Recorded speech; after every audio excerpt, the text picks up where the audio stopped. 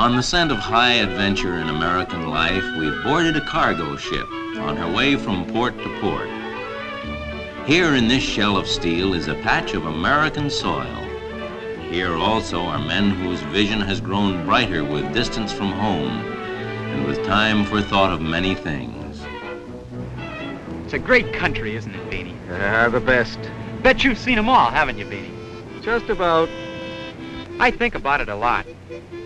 We've got mountains and orange groves, got deserts and glaciers.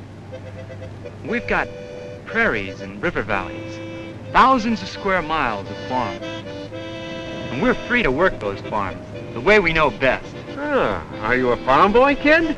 Well, I was born on a farm. And brought up on one, too, I guess. How can you tell, Beanie? Does it show? No, kid. You can't tell by looking these days. Then how'd you guess? After 30 years on the water, I've decided that most sailors is farm boys who spend half their life dreaming about going to sea. Once they get to sea, they spend half their time thinking about going back to the farm. Why is that, Beanie? Why do they talk about going back to the farm? It's exciting at sea, isn't it? Well, those storybook writers seem to have it that way. What would you rather do, son? Be a man to raise a tasty thing like that? Or just delivery boys like us, taking it somewhere? You sound like you're dreaming about going back to the farm. Not going back, son. I never lived on one. You think you'd like it? I know I would. I'm going to drop anchor somewhere out in the Middle West when they quit the sea. I'm going to raise soybeans. I'm going to raise fruit if I ever go back to the farm. Well, every man to his own taste.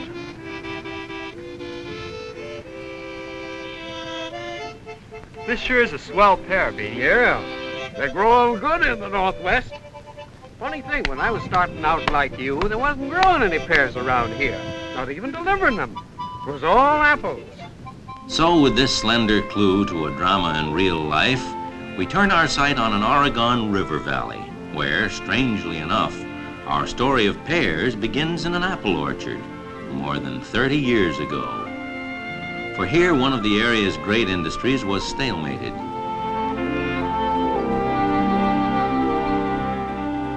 Yields were good, but apples, as the mainstay of Oregon fruit growers, were doomed. Their death sentence was written in Oregon's remote geographical location. Shipping costs were a serious handicap to Northwest competition. 38 other apple-growing states can reach the big centers of population more easily. But in the city of Corvallis, this apparently hopeless situation was being attacked. Here, the men of Oregon State College were working to help save an industry. Step by step, the scientists organized facts, penetrated unknowns, and found answers. Followed years of laborious searching and tests. And when the work was completed, Oregon had the basis for a new industry. Science discovered that many varieties of pears would thrive here as well as apples. That in the pear market, the Northwest would find much less competition. A geographical handicap has been blotted from the economic map, and the fruit growers of Oregon lost little time. New waves of green began sweeping through the Rogue River Valley and the Hood River Valley, bringing new hope to thousands. Here are the fruits of a great American principle, the principle of farmers and their government working together for the good of all.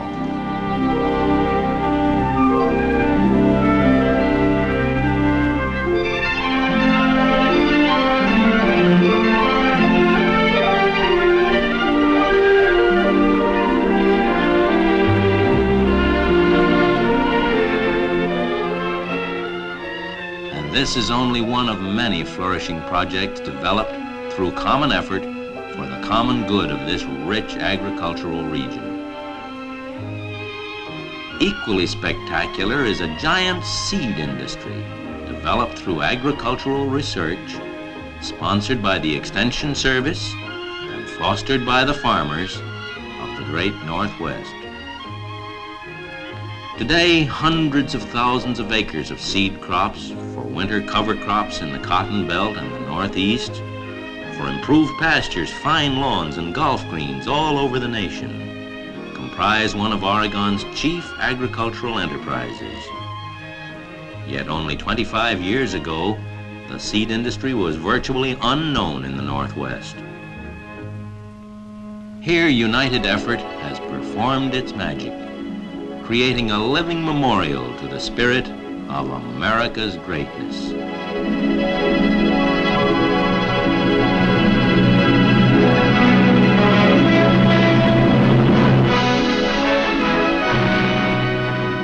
Many are the tales of adventure that stem from the cargo carried in the spirit of America. For here are farm products from the best-fed nation in the history of the world, products of the country's leading industry, American agriculture. And behind each one there lies a story which, in its quiet drama, rivals the better-known adventures of our national heritage.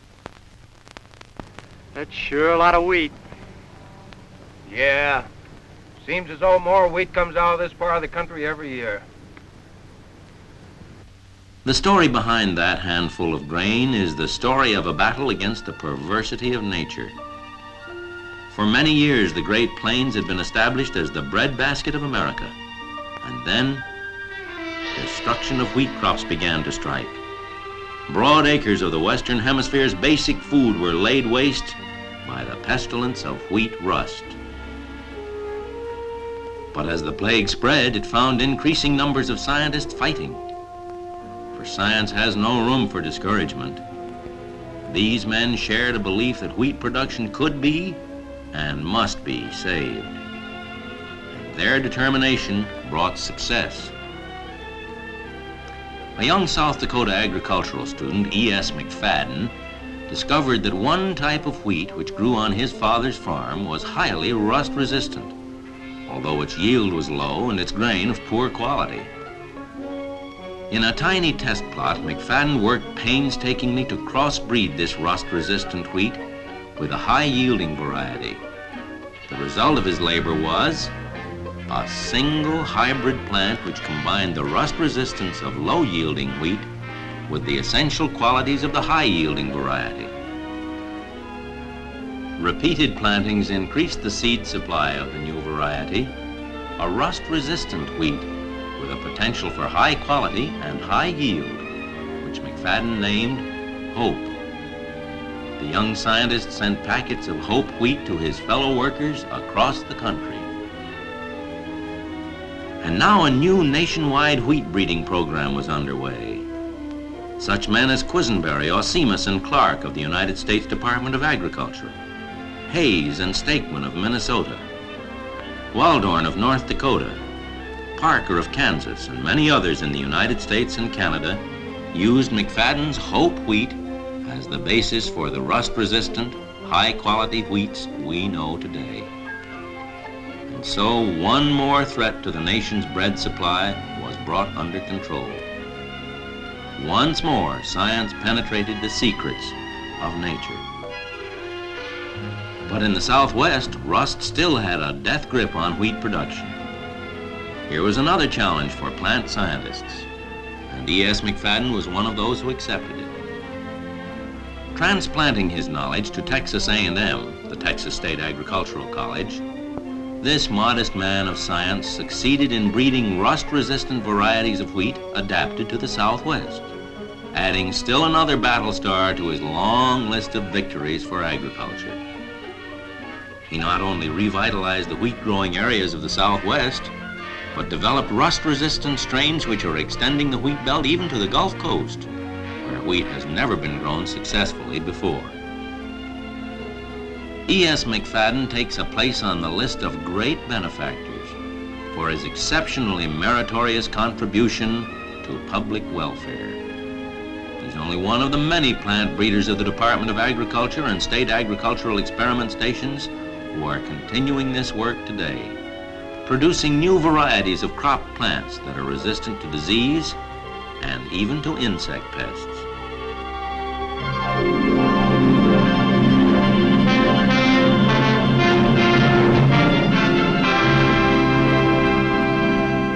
again we return to the spirit of America. For in her cargo is the spirit of a people who first hacked a livelihood from the wilderness and transformed that wilderness into a nation of free people. Your harmonica sounds kind of homesick tonight, Doc. Yeah, seems like it only happens when it gets near home. It's been a long time since we've been down around here together. Now, who could ever get homesick for this part of the country? Well, a lot of nice folks live down this way. Hard working they are, too, most of them. Same as you'll find any place else. Me and my old harmonica, we get homesick every time we think about them.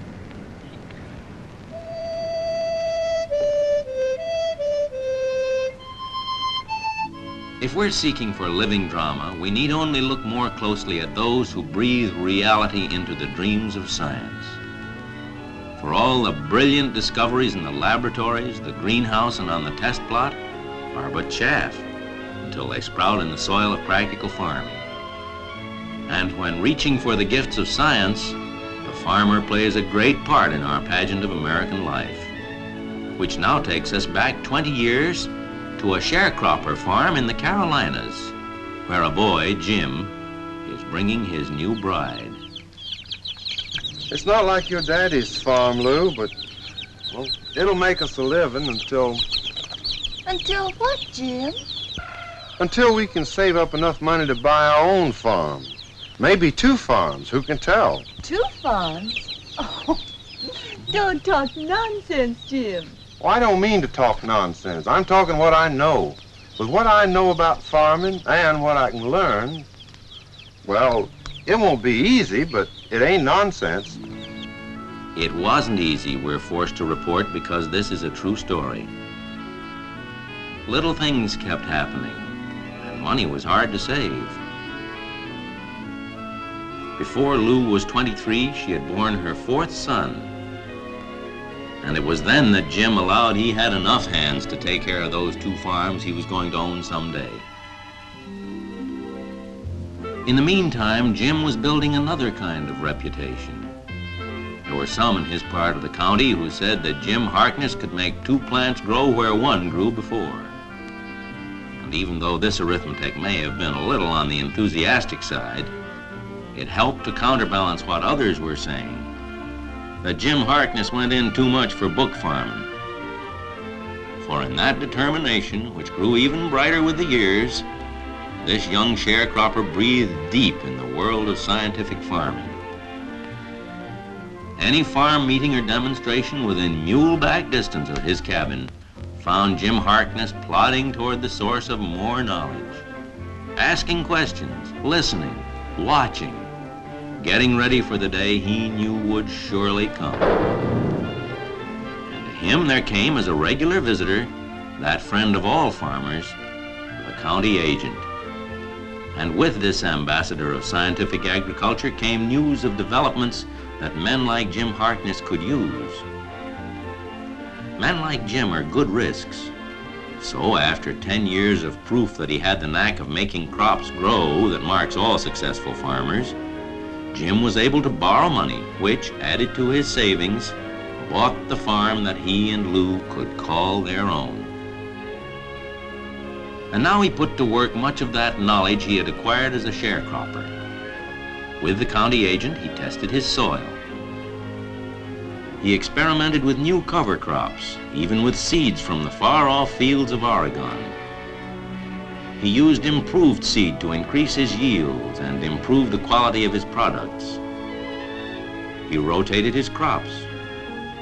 1 year corn, the next year wheat. The wheat followed by clover.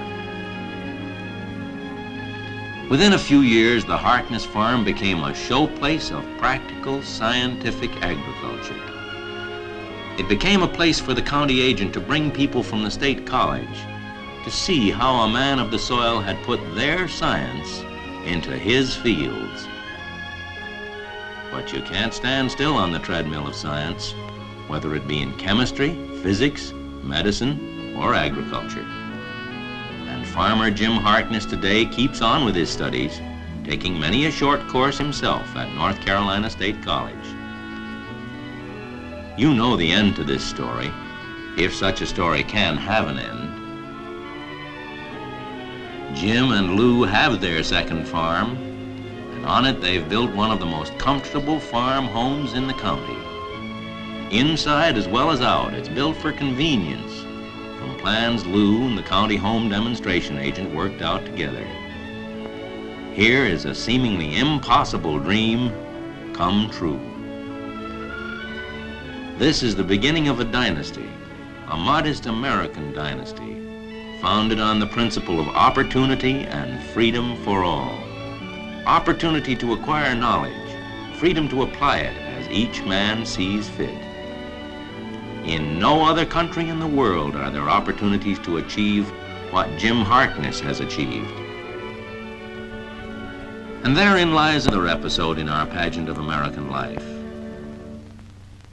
During the first few decades of our life as a nation, American colleges and universities had followed in the narrow European tradition of educating only the chosen few, lawyers, doctors, preachers, teachers, and the sons of the wealthy.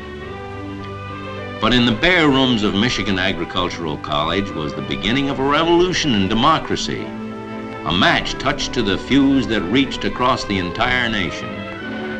In the woods of Ingham County, Michigan, almost a century ago, the science of farming was taught in the halls of higher learning for the first time in history. And in the 36th Congress, they listened to reasons why such colleges should have federal support in every state, heard the eloquent pleas made by Senator Bingham of Michigan and Representative Morrill of Vermont. For the first time, many of them saw clearly the need for a basically sound agriculture to preserve the fertility of our vast, rich lands. With these lands in proper use, our growing population could be better fed, and future generations made stronger and healthier. So, in 1862, a president's signature made into law the granting of public lands for the endowment, support, and maintenance of at least one college in each state to teach such branches of learning as are related to agriculture and the mechanic arts. Today there are 52 land-grant colleges with at least one in every state and territory, names that stand high on the educational horizon in the north, south, east, and west, and in the far-off territories of Alaska, Hawaii, and Puerto Rico, providing opportunities for higher education for all of those who want it. And wise were those lawmakers of the 60s to include the words mechanic arts in their Land Grant Act. For those mechanic artists, now known as engineers, also contribute heavily to the science of agriculture. Long have the engineer, the scientist, and the farmer worked together, and through their joint efforts has come a revolution in rural America. Fundamental to the transformation of rural life was the automobile. The advent of this marvel of engineering art put an end to rural isolation. For with the automobile came a network of highways and superhighways to cross and crisscross the nation, drawing farm and town and city into a single unit, increasing communication and mutual understanding, fostering the free exchange of ideas among all the people of our land. And in addition to wiping out distances, the internal combustion engine which makes the automobile practical has been applied in other ways to the betterment of farm life. The internal combustion engine has taken over much of the back-breaking toil which characterized the American farm scene of an earlier generation. Modern labor-saving machinery helps to farm more effectively tracts of land, both great and small. Equipment that's versatile, practical, efficient, and economical. But sometimes the agricultural engineers wait many years for the reality of their dreams. A half-century passed before the tractor, backbone of mechanized farming, became a familiar sight in all sections of the country. For it is sometimes industry, sometimes science, sometimes the farmer himself who leads the way to improved farm practices. The first farmer to step up the efficiency of his tractor with rubber tires started a trend that swept the country. Tire manufacturers and farm equipment dealers across the nation rushed in to meet the demand with conversion kits of rubber tires, which filled the need until rubber tires became standard equipment on tractors. On the other hand, the engineers were first to see the value of the small combine, which has made possible much of our progress in grassland and legume farming and pasture improvement. To introduce the small combine to farmers, industry enlisted the help of the farm equipment dealers. These men did a tremendous job of demonstrating the advantage of the small combine and getting it into general use. All sections of the country, all types of farming, from the grain belt to the tobacco and cotton fields, from the eastern tomato fields to the western acres of legume seeds, all have felt the combined touch of engineering and science.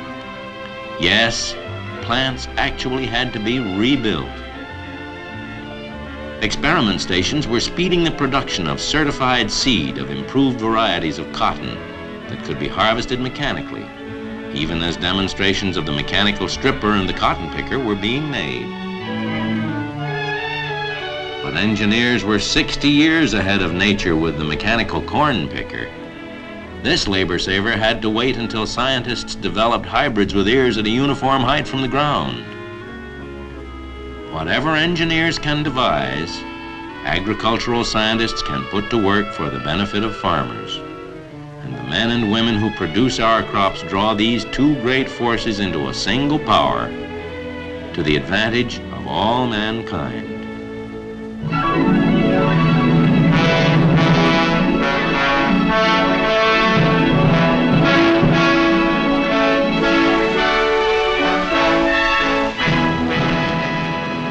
I never seen such a guy as Beanie. Read, all the time read. And never say nothing. What's the book about, Beanie? Beans, huh? Beans? Now ain't that a fine romantic notion? You know, there's some mighty funny people in this world. You know, speaking of bees, Professor, that's in my department. You got any new ideas of how to fix them? I don't think so, Doc. It's the soybeans I'm reading about. Soybeans? That's where they get the oil from, huh? You know, when I first went to sea 25, a few years ago, I never even heard the word soy. Sounds kind of Chinese, doesn't it? Well, some of the trips that we've been making in the past 10, 15 years, we've had so blame much soy oil that I sometimes wonder what else farmers get time to raise. Here's another story of American enterprise, a drama that began in the Orient more than a quarter of a century ago when the Department of Agriculture discovered the high nutritional value of the soybean, a mainstay of the Oriental diet. And so to China went W.J. Morse of the United States Department of Agriculture, looking for varieties that would grow well in American soil, in American climates. Then began that now familiar process of crossing and back-crossing, transforming the best gifts of nature into something still better, working toward high yields and superior quality, developing strains of soybeans that would grow wherever corn would grow. This legume from the Orient is for farmers in all sections of the country. The oil-rich bean that industry needs for 100 uses, for paint, soap, margarine, for livestock feed, plastics, for hundreds of uses, for a list so long that the imagination tires in trying to see its end. Today, the waves of green soybean fields comprise great lakes in the world of agriculture. For this Oriental crop with its American accent is one of the two major sources of vegetable oil in the United States. Stands fifth among all crops for its cash return. Has an annual value of well over $500 million. And, as might well have been expected, the engineers were able to supply a combine harvester that would do the job mechanically, faster, better, and more economically. Many more are the stories we could tell, for American life is packed with the drama of a free people working together to better the lot of themselves and their fellow men. In Missouri, for example, entire farm families are working with the Extension Service of the university's College of Agriculture on a long-range program of farm and home improvement known as balanced farming. Balanced farming means the wisest use of land and the labor that goes into farming it. On the balanced farm, terraced fields conserve soil, increase yield by $5 to $7 an acre, guard against erosion. A higher percentage of pasture land maintains fertility, prevents erosion losses, and provides better, more economical feed for livestock. Clean ground through field rotation controls disease and reduces parasites and death losses in livestock to a minimum. And with proper feeding results in hogs weighing more than 200 pounds at 6 months of age. Farm ponds provide water and offer recreation for the family, as well as variety for their diet. Home gardens supply fresh, health-giving foods for the family the year round. And making the best use of natural resources means more profits for farm improvement, for modern conveniences in the home, for labor-saving equipment in the field, for improved farm buildings, for better living for the family and the community. For more prosperous families build more prosperous communities with better roads,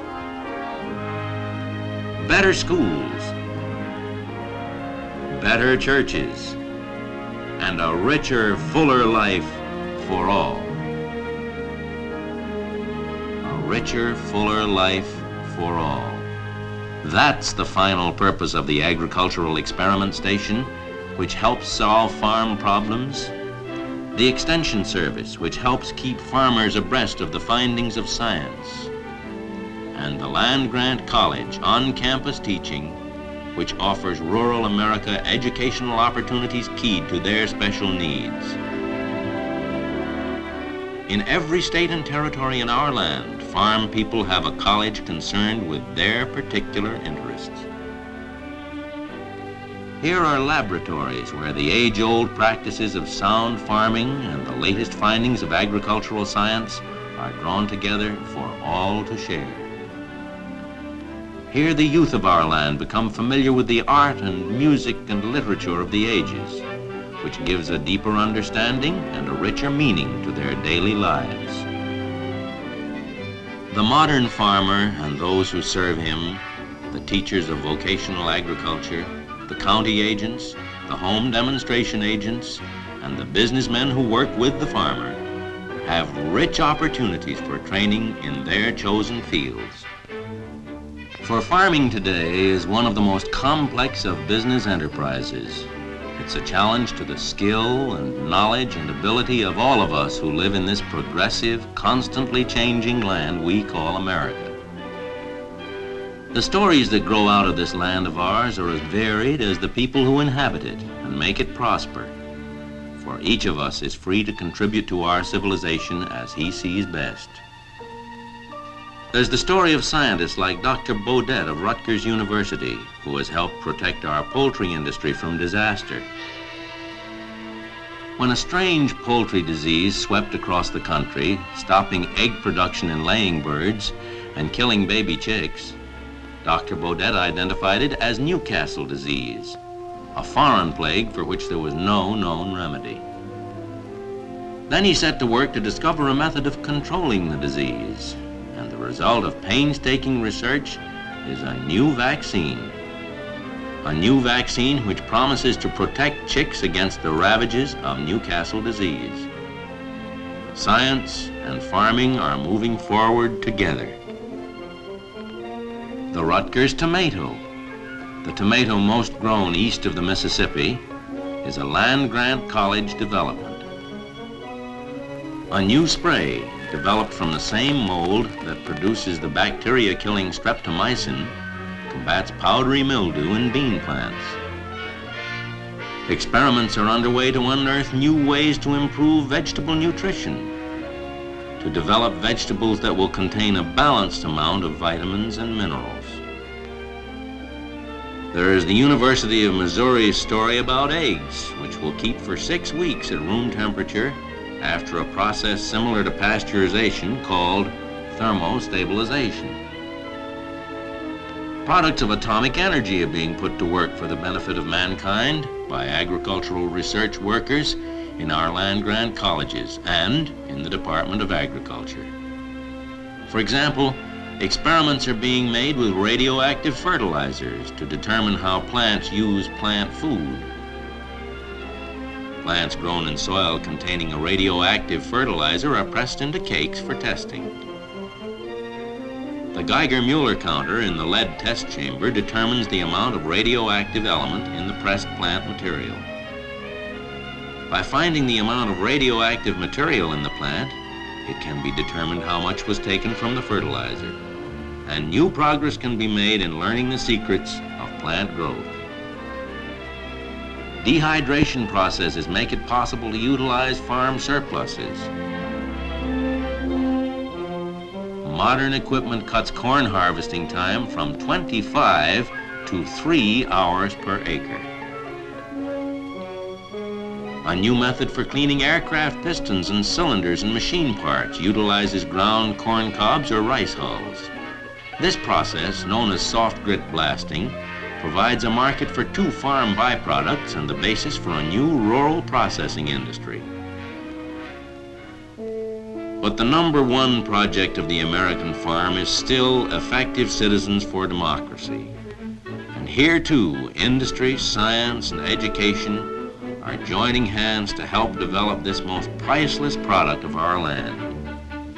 Trained workers from the extension services of our land-grant colleges are helping young people to help themselves, to acquire practical experience in scientific methods of farming, to develop the qualities of leadership which make for effective living in every field of activity. Teachers of vocational agriculture keep future farmers abreast of the most recent developments in agricultural science. And industry, through its sponsorship of awards, is helping to supply the incentive to whet youthful enthusiasm to its highest pitch. Farm boys and girls are learning by doing, spurred on to greater effort by the competitive spirit which is the underlying source of so much that is best in this land of ours, when it is tempered by the spirit of comradeship which grows out of group activity.